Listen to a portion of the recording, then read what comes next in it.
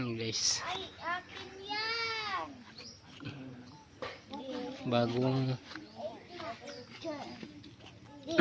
linis si SD3 Kawasaki SD3.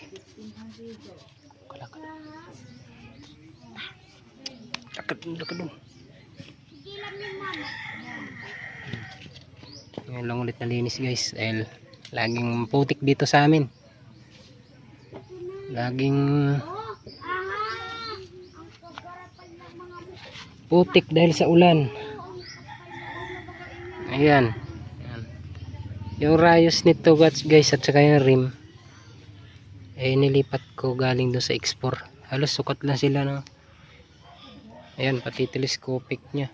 Ito guys. Ang X4 yan. Tema Nobela X4. Ayan. Pati yung hub. Ang X4 yan.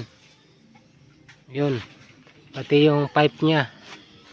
Sa X4 din yan. Ito lang ang sa HD3.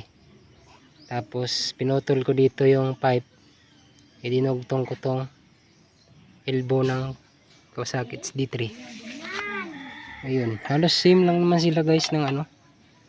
Mga parts. Ito pang X4 din to guys. Ito. Pati ito. Halos lahat yan. Ang X4. Yan. Yung hub. Yung hub niya sa likod. Ang X4 din yan guys. Yan. Yan siya. So bali na. Napaka-smooth na niyang gamitin.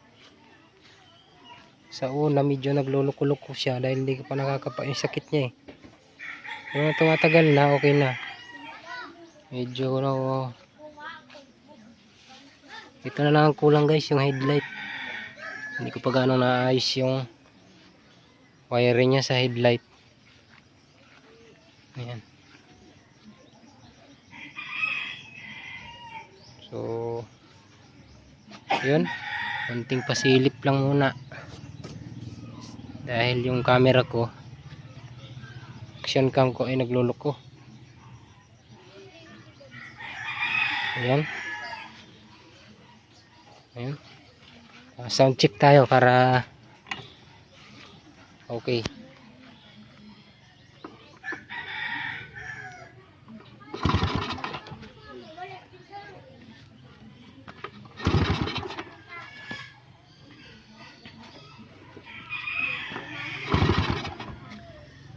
Tay, videohan mo nga ako, te.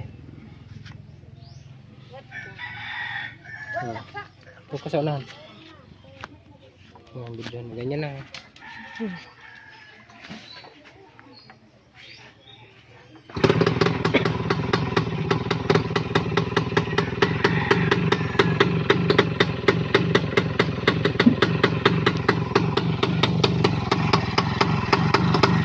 bali yung puti niyan, guys. Nimix ko na lang dito sa tangke niya.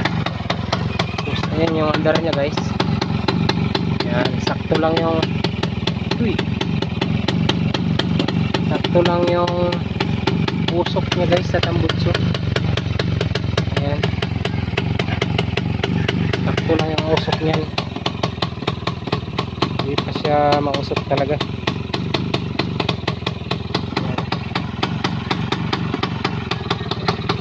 So yun lang muna guys, hanggang dito na lang muna. Pag-i-support na lang po ng channel ko guys, yung mga na hindi pa nakapag-subscribe, mag-subscribe na kayo at pakipindot na rin yung notification dun para updated kayo sa mga videos pa na gagawin ko guys about sa motor na itong stroke. At someday mabuo natin yan si X4 na yun. Yun, wala pa lang tayong budget ngayon kaya hindi pa natin mabubuo siya. Hanggang dito na lang guys. Ingat and God bless.